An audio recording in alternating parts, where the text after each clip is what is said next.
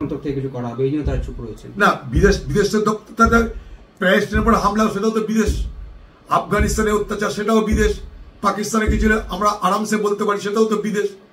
এটা কোনো কথা? তা বিদেশ যদি হতো তাহলে 21শে জুলাই সেটা কি স্বদেশ ছিল? যখন আপনি বললেন যে বাংলাদেশের যে ঘটনা, সেই ঘটনার পর যদি অশান্তির কারণে কেউ চলে আসে, আমি তো বর্ডারে কাউকে আটকাতে পারবো না, আমি তো বর্ডার খুলে দিয়ে সবাইকে খাতির করবো, আপনি বলেননি? তাহলে সেদিন স্বদেশ ছিল, আজকে বিদেশ হয়ে গেল, এটা ঠিক না।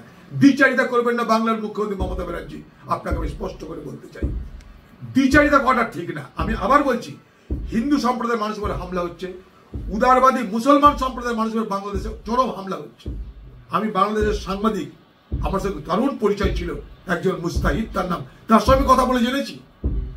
আমি নিরপেক্ষভাবে কথা বলতে চাই, কিন্তু অন্যায় তো অন্যায়, হিংসা তো হিংসা, খুন তো খুন, আমাকে বলতেই হবে।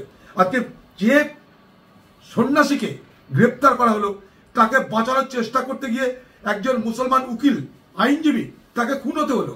এর থেকে বড় ধর্মনিরপেক্ষতার পরিচয় বাংলাদেশের মানুষের কাছে কি আশা করতে পারি আমরা?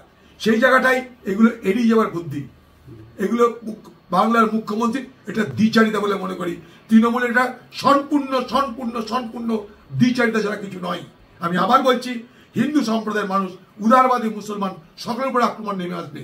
আগামী দিনে কেউ রক্ষা পাবে না বাংলাদেশের এই ঘটনায়।